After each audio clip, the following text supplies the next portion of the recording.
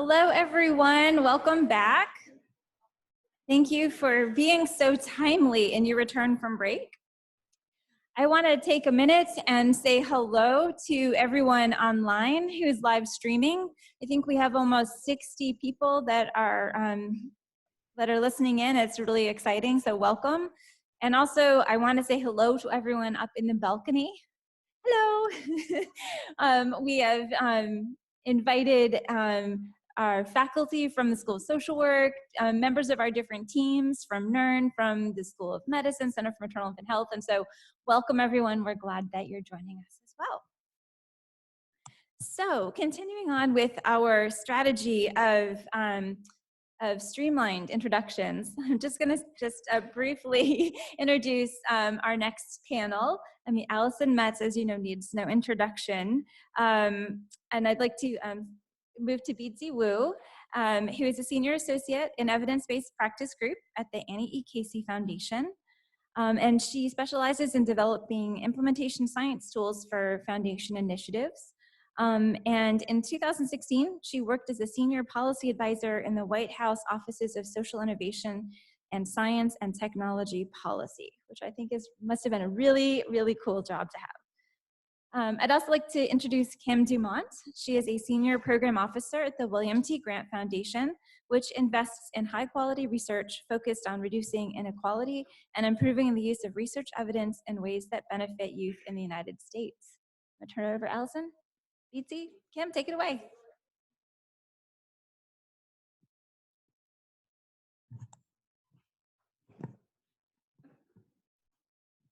Good morning. My name is Beadsie Wu, and I work at the Annie Casey Foundation, where I lead Casey's work on implementation science. So in addition to sponsoring public radio, the Casey Foundation works on behalf of children. You know what I'm saying? That's how I know who listens to public radio. We work on behalf of children across the United States to make sure they get a good start in life. In the course of doing that work, we realized that we would not, indeed could not, be successful if we weren't addressing the racial disparities that characterize too many of the systems that touch kids. So core to achieving our mission is a commitment to equity and inclusion. It is how we do our work. And as we began to partner with NERN to bring implementation science into the Foundation's toolkit, I wanted to be sure that equity and inclusion were at the center of everything we did and core to the results that we would achieve. But it turned out there wasn't a blueprint for achieving equity through implementation, and I didn't know what it would look like or how we would do it, so I turned to Allison and the NERN team so we could think about it together. Turns out Allison was also thinking about the ways that NERN could incorporate racial and ethnic equity into its implementation practice. As an important and influential institution in the field of implementation science, NERN has the ability and stature to help ensure that the field is attentive to and explicit about equity and inclusion. And at the same time, Casey has an ongoing collaboration with the William T. Grant Foundation on the use of research evidence and equity. And equitable implementation gives us one more area of common interest. So Allison, Kim DuMont, and I started talking about how we could work together to elevate equity and inclusion to leaders in the field of implementation science. And that's where all of you come in. We're so excited that you're here and why it's really important for you to be part of this conversation. So last June, NERN and the School of Social Work and the Frank Porter Graham Institute for Child Development hosted the first Summer Institute on Implementation Science. And that inaugural event brought together implementation researchers and practitioners to begin the conversation on embedding equity into the field. That convening was the start of building community, even a movement, around equitable implementation. It was an opportunity to talk about and focus on making sure that community input, true co-creation, and attention to cultural and historic values and events are as important as the rigor of the research. What people said last year mattered and showed the three of us that there were lots of people interested in equity in implementation. But how are we going to reach them?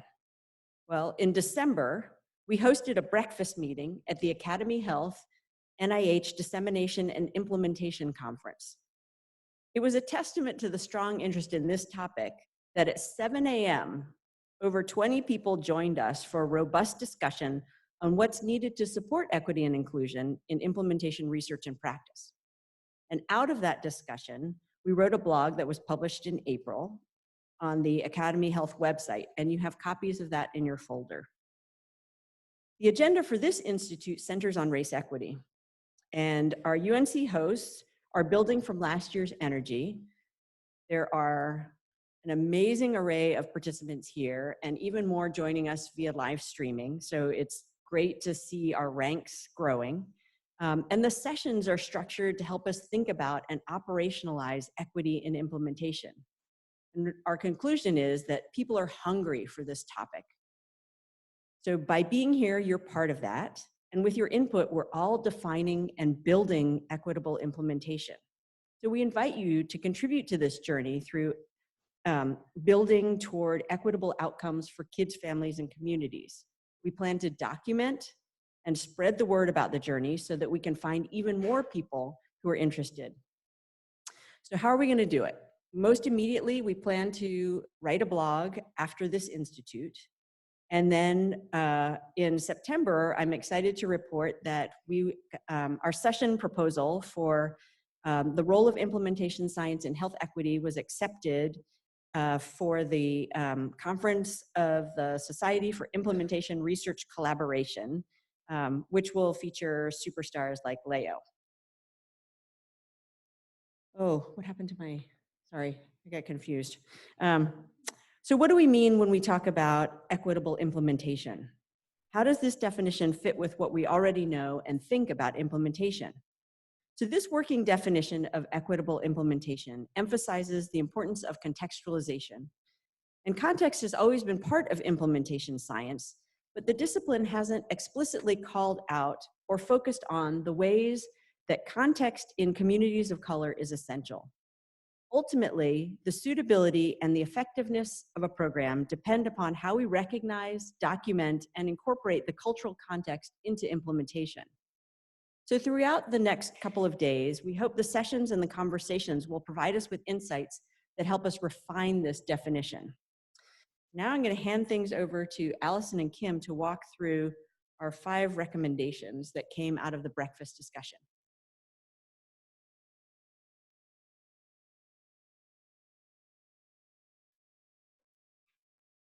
I had this great idea of having those stools up there. I don't know. And then when we got them up there, we were like, I don't know, you know. I just slid off mine. I mean, it just didn't feel as smooth as what I'd imagined. I was thinking it would be like, you know, kind of Oprah-esque and we'd be in those stools. But anyway, you get what it was we were going for. And so that's the main thing. So Kim and I are going to walk through the 5 recommendations that appeared in the blog that we posted for Academy Health. I do want to recognize, I think there are a couple folks, I know Byron Powell in the back was at that 7 a.m. breakfast and will be giving a talk tomorrow. But we really did create, I think, incredible community at that meeting and really getting folks to think about this topic. So I'm going to walk through a couple recommendations, then Kim's going to finish it up, and then we're going to really hope to engage you all in a dialogue and a call to action about how each of us can contribute in the different roles we have towards advancing equity through our implementation work.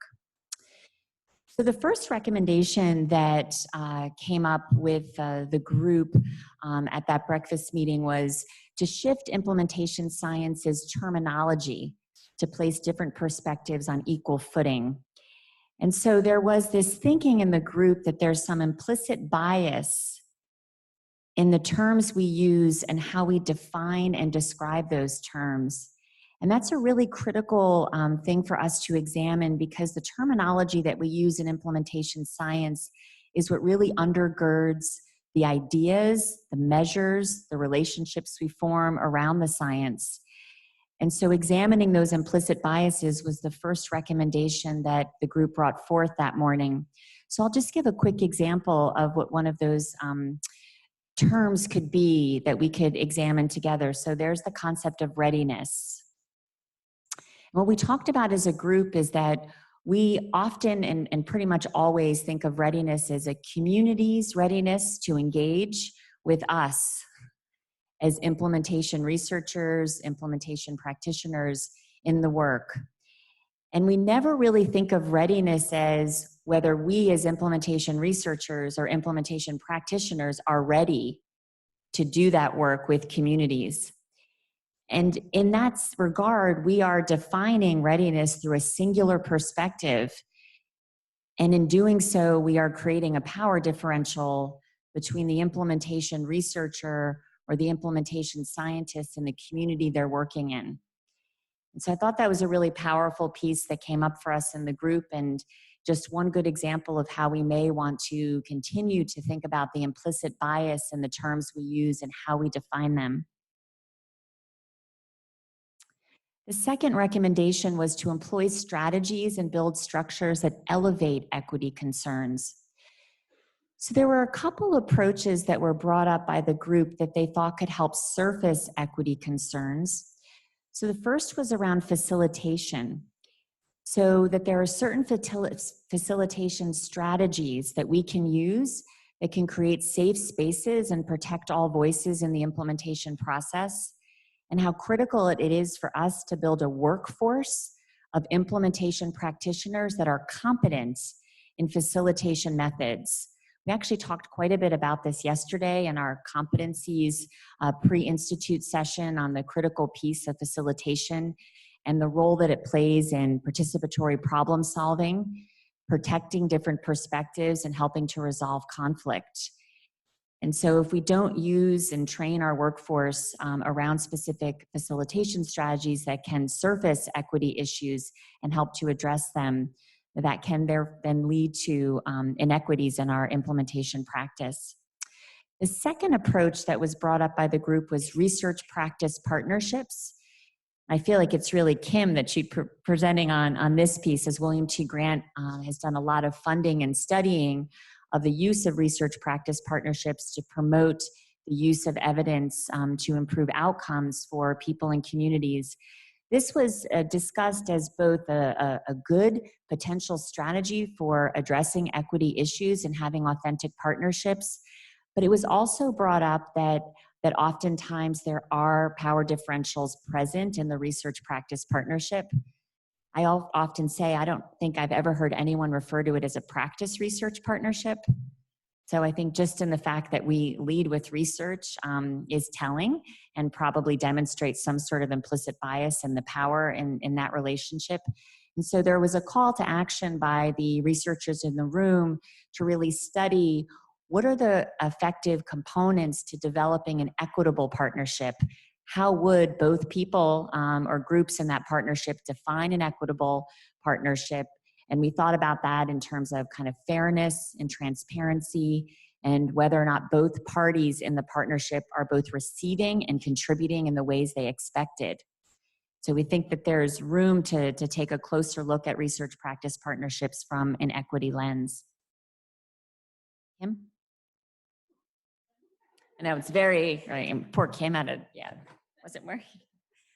Good morning, everyone. I'm Kim DuMont from the William T. Grant Foundation, and I'm going to pick up, again, just to reiterate that these were really the recommendations of the group conversation.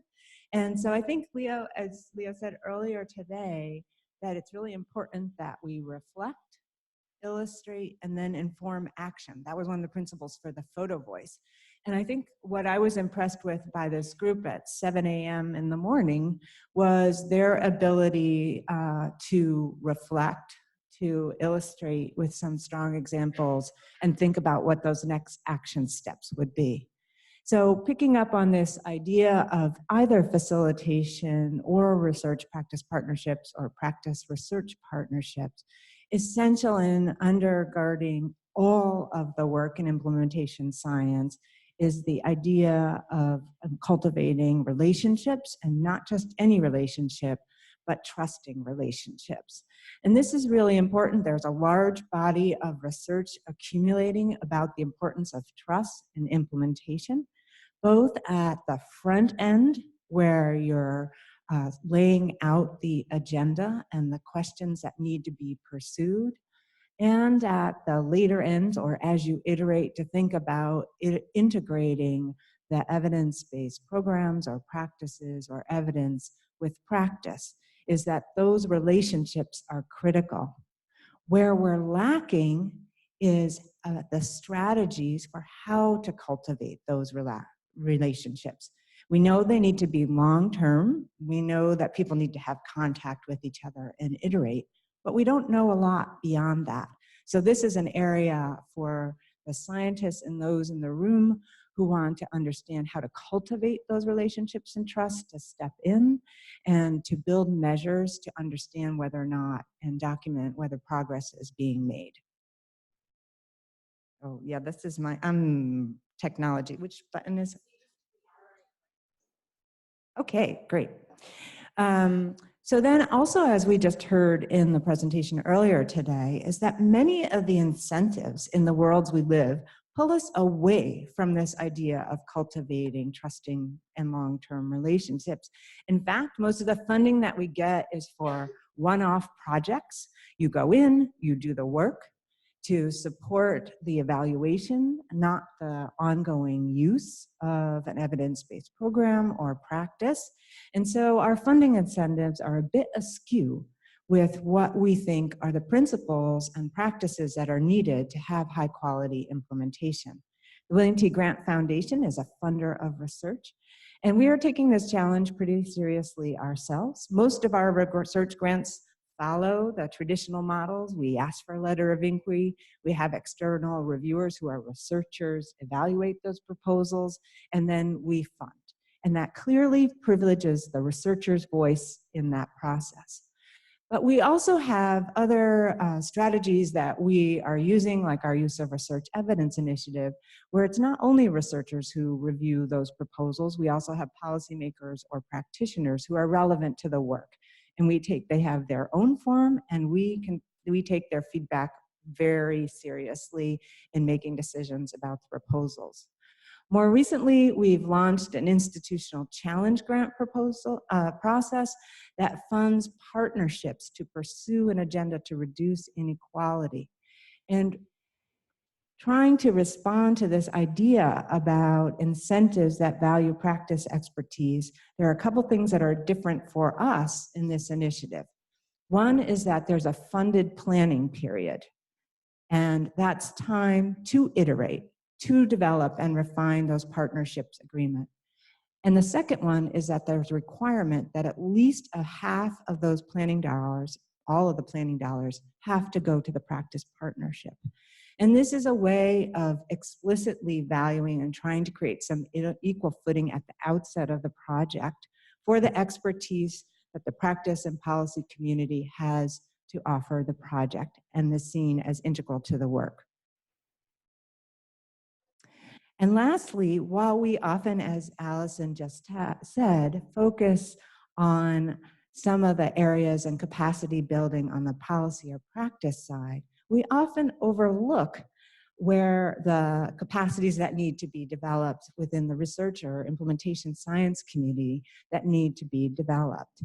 And we saw a nice illustration earlier today, or heard one about an algorithm that was beautiful, lovely presented, made good intuitive sense, but was quite distal from the practice and didn't have a hope of being implemented in a promising or effective way.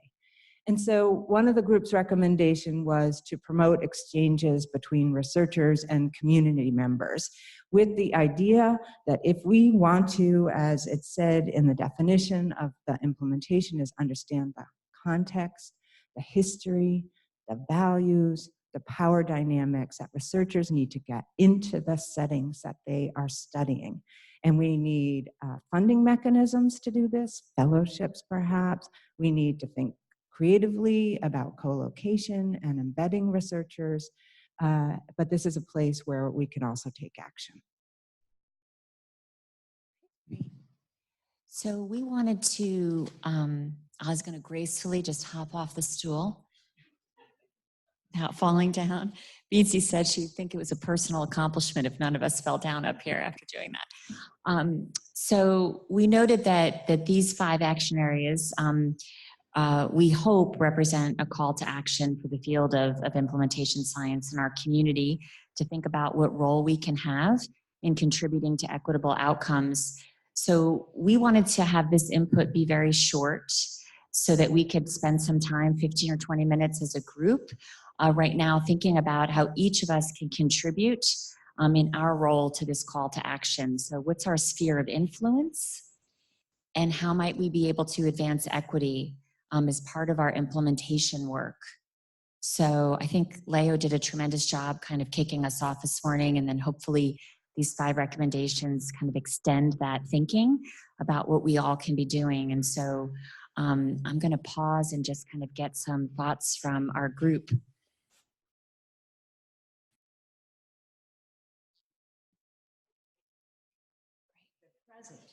It's like a so I just regarding this last section, I was interested to hear. So I'm an anthropologist by training, and a lot of the stuff that you're just talking about is just stuff that in terms of creating relationships and trust. These are things that anthropologists have been doing for 100 years, and there's a whole like set of methodologies that are related to that. Participant observation, immersive fieldwork. That's just how you do it. That's that's the only way that you create. And I'm new to implementation, so I'm wondering if there doesn't seem to be a lot of interaction with those concepts, and there's a whole body of literature that is specifically about that. So I guess that's Yes, so the group had a conversation about rapid ethnographies, participatory action research, community-based participatory research as some of the strategies that might be used.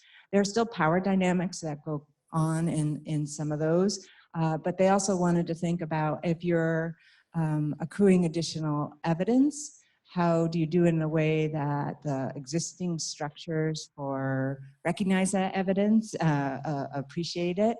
And I think fundamental was really thinking about, before you get to the research, are the relationships between the researchers and communities to hearing the concerns, but certainly everyone embraced the methods that you're talking about for conducting the research. That's great. Yeah, I wanted to add to that comment. So yesterday in the afternoon session, it might have happened in the morning session that I wasn't in, that we talked about a systematic review of implementation frameworks and the extent to which they mentioned and described stakeholder engagement. And what's really interesting is how weak the operationalization of stakeholder engagement is in implementation science frameworks. There's a lot of lip service to it being really important for things like buy-in, and but there's really very little detail around at what stage of implementation would you engage different types of stakeholder groups, and how might you do that. And so I do think what Kim's saying and what you're bringing up is so critical, that we need to kind of not be so siloed in our work. And I think what Leah was talking about this morning around participatory action research, there are fields that have grown up on this, and implementation science unfortunately has not. And so I'm thinking we're really trying to bridge those gaps. One other area, as you're saying, where there's a more mature literature that needs to be intersected with, and that's probably a better way to present it, is in the international development work as well. And so that was another area where they talked about kind of importing some of those strategies and learning from a long, successful history in this space, but still recognizing from an equity perspective, and particularly about some of those power dynamics that come into play that often aren't spoken about, even in those methods. The last 30 years have been specifically about addressing those power dynamics. So I think there is a very substantial literature that addresses it, not just in anthropology, that's my field, but sociology, and even a lot of it comes from literary theory, but it just comes from there's definitely a very vigorous discussion of those power dynamics that I think would be really useful to talk about these things, and it has a terminology and an established framework that might be useful for this. That's really helpful. Other thoughts? And Sarah in the back, Angelique.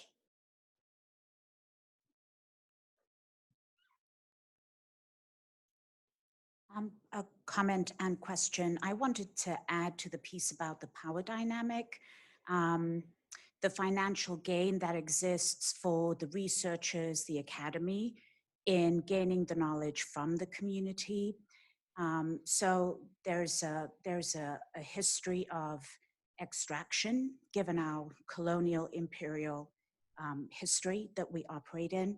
So I'm wondering if you remember any conversation about not just the interaction with community to do community engagement, but how we grapple with knowledge ownership and who gains in a very real financial way. Did you want to take it, Beadsie? Are you writing? She's writing. So the table I was at actually grappled very explicitly with that issue. And that's what I'll say. I mean, it was just a very open discussion about who's gaining from whose knowledge and how we might disrupt that by shifting the request for proposals to more explicitly engage, value, and compensate was the word that was often used, where the expertise and knowledge is coming from.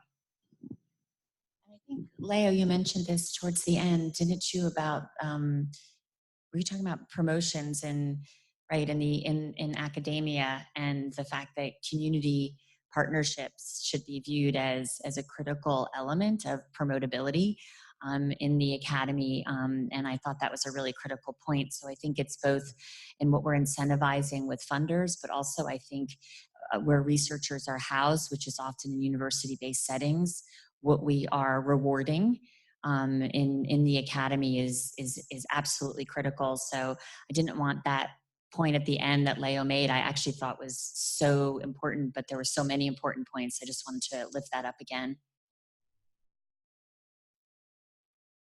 Oh, now we have like 4. Yes. I'll stand up.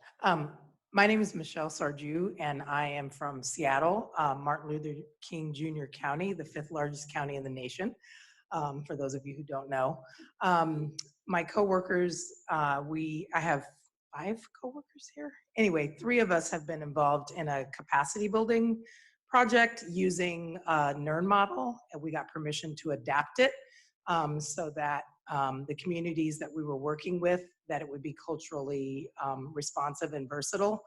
And there are many things that we've learned, too long to go through here, but one of the things that I think it's really important for professionals, and I do put that in quotes because I don't feel the need to state the letters behind my name at all, but I recognize in professional settings, sometimes we get into that habit.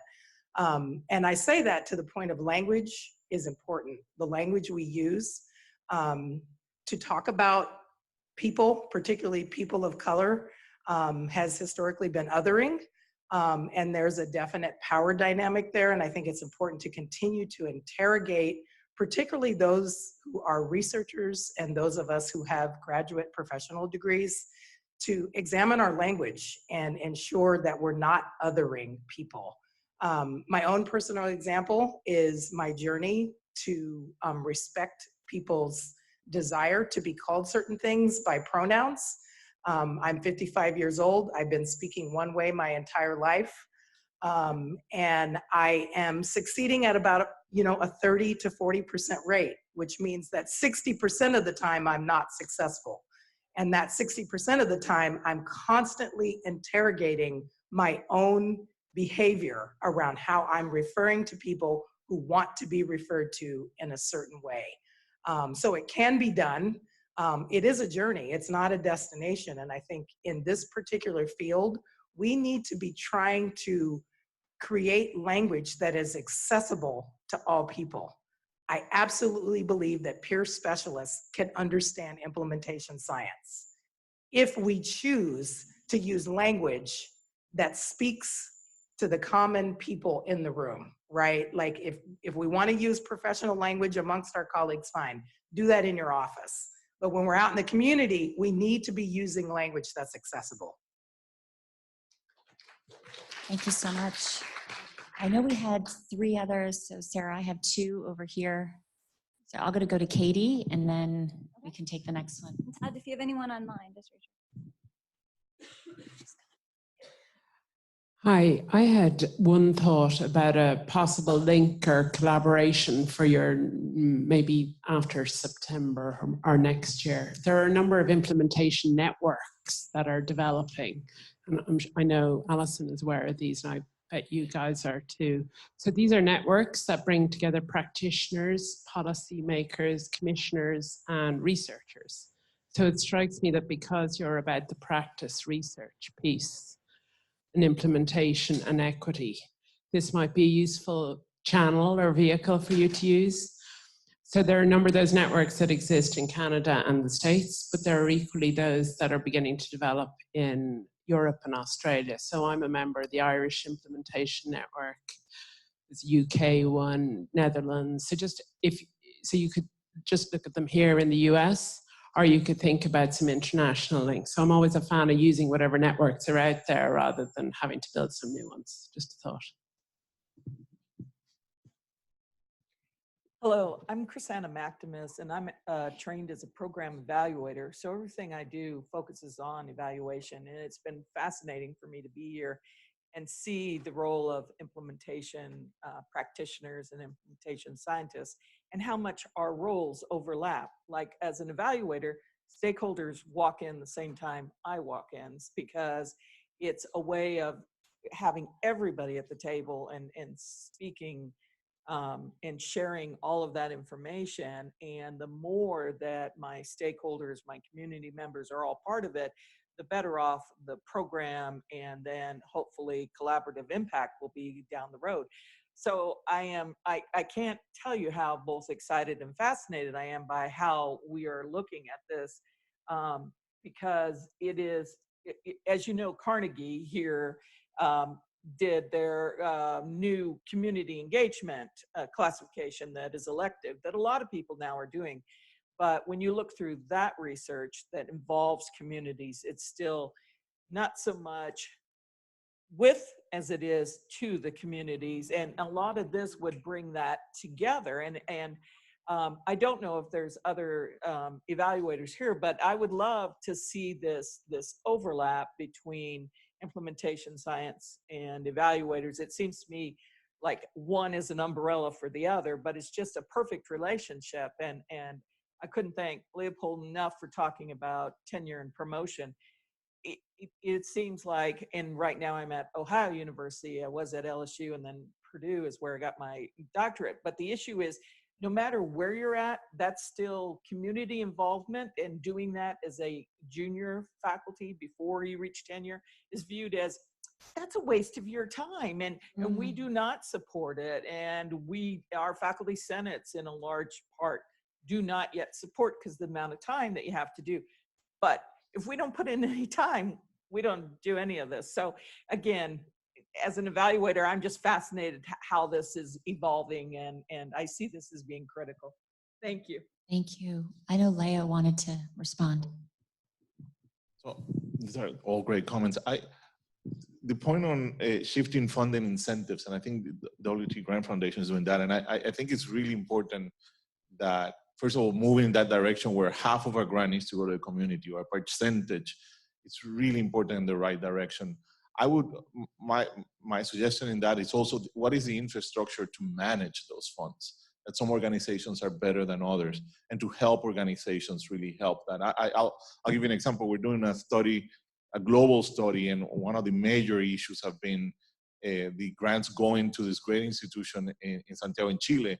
It's been a nightmare to manage the funds because the infrastructure was not there.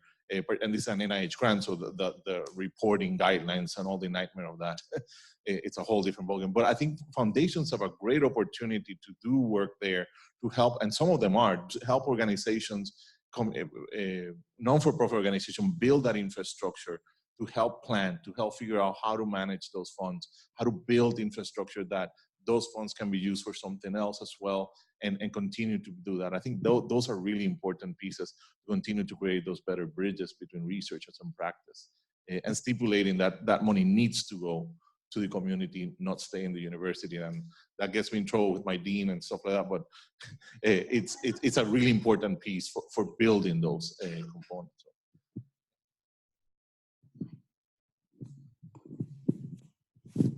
Wow, I almost fell off that chair. It's a long way down. I just want to not misrepresent. So it's a half or more of the planning dollars, which is a small part. You can spend more of the research dollars, but I don't want to overstate what we're doing. Any grant can come in with a principal investigator from the community, and they get the fund and work the researchers. We're starting to see that more as we have been louder about working in partnership.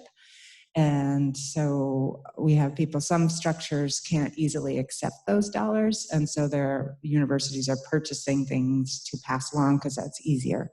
But there are different ways.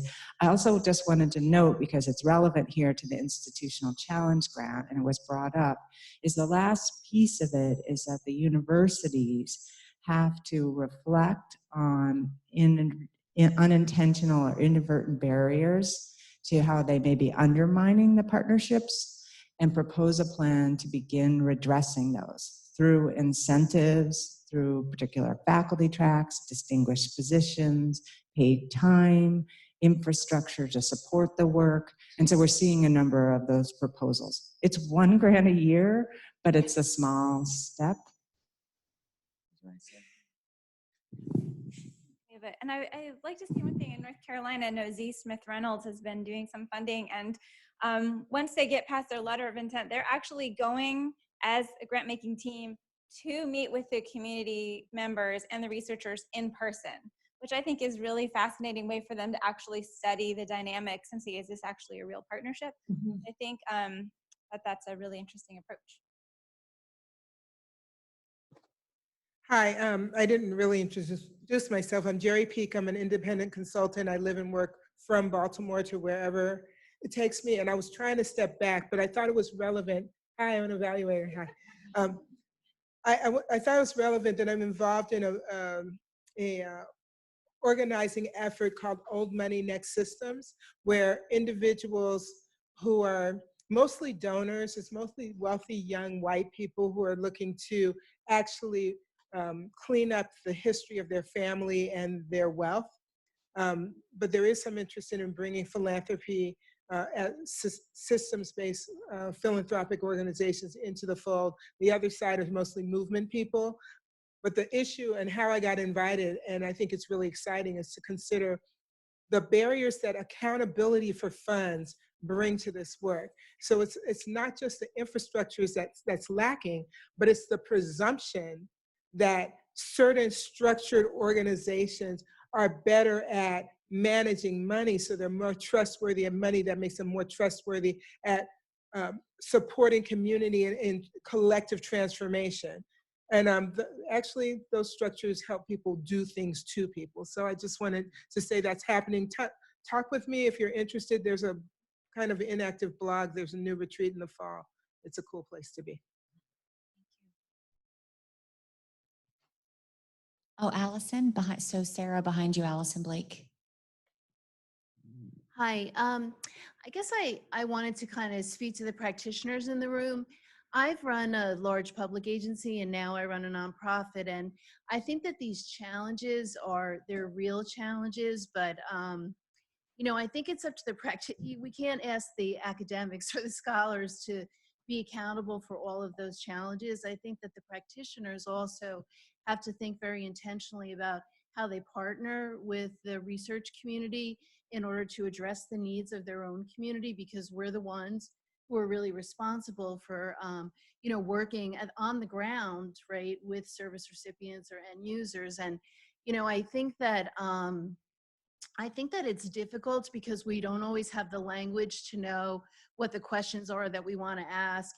and the power differential can be very intimidating for staff in public agencies and in nonprofit agencies. But I think that, the two foundations who are on the stage, NERN, are great partners to both the public and private sector. And so if you're thinking about, trying to do this type of work in order to improve your interventions or your work with communities, I really think it's a matter of just asking for help. At least that's been my experience. So I just wanted to put that out there. I don't think these are insurmountable challenges. Thank you. Okay, there's one over here. Take it. Just not even gonna try to throw it. Okay. Sorry. That's too. I was hoping you would throw that. Looked fun. You try it. So my name is Erin Espinosa. I actually work with the National Council on Crime and Delinquency out of Austin, Texas. And I just want to bring another perspective. I used to work for University of Texas, Austin School of Social Work, was a research faculty member there, University of Maryland out of Baltimore. And in both of those situations, what I found is they just weren't nimble enough for me to do the work I wanted to do, partnering with communities and organizations to implement evidence-based practices. And so I joined the nonprofit. We're rebranding right now. We're working on some stuff on data for equity, data for implementation, hoping to bring all this work in. But what I encourage us to think about is how to be nimble in both the words that we used, and what I mean by use is how do we translate research to practice, but also in listening and partnering with practitioners so that we understand what they actually need. And that takes going in and actually understanding the organization. So I just want to put that out there, is that there are nonprofits out there, there are university professors, there's all kinds of folks that want to do this work. Maybe different collaborations are the way to get more nimble. For me, I just decided to keep working out of my garage, living in Austin, figuring out where I wanted to be. So I just want to put that out there. Thank you. Oh, I think we're gonna go next to you, actually. Oh, is it just because I got it? Make her throw the blue thing. No, you're good?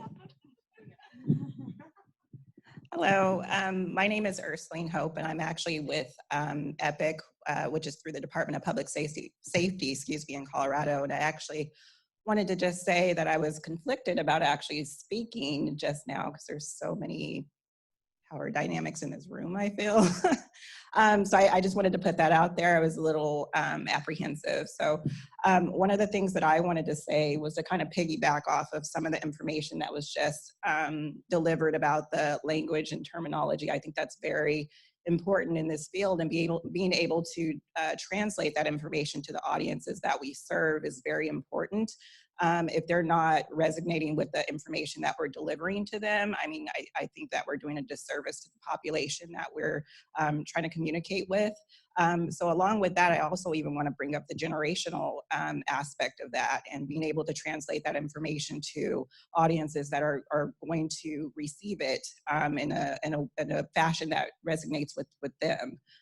So I wanted to piggyback off that. I think it's very valuable and very important. And I think I'm speaking about that particularly for myself because I feel a sense of authenticity that I need to deliver to audiences that I speak with, and making sure that I can come alongside them in the way that I'm delivering the message. So.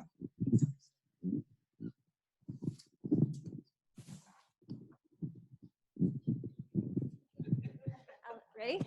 Ready. Got it. I actually like this box because it makes you kind of hold your hands out to receive the energy from the people in the room. So I'm just thinking about the things I'm hearing, and I'm wondering if this was covered in the room as well when you all spoke last year. But I think it would be interesting to hear maybe in the future summit just how everyone is transforming themselves. I'm hearing a lot about how we come to the work. Leo talked about that. My sister here talked about equity as a spiritual practice. And so I think that there is some work. I'm hearing some strategies that people already do for themselves about how to transform themselves in the work. But how do we, as practitioners or people working in community, just being humans in America, are transforming ourselves to be able to take in this new knowledge about being equitable in the work that we do. And another thing that's just on my mind as it relates to, like, some of this is really heady and very, much in your head. And I think obviously we have intellectual ways to grow and develop, but it'll be interesting. I guess I'm just curious, maybe I'll just do my own research about how we can practice that with movement. And is there other ways of moving in our bodies that help us to transform transform ourselves and to be better at this work. Thanks so much, Mika. Any other thoughts? I think we might be out of time. We're just beginning. We're just Still have a beginning. day and a half. Yeah. So do you just want to let people, yep. Talk about our journey. Let's thank Beadsie, Kim, and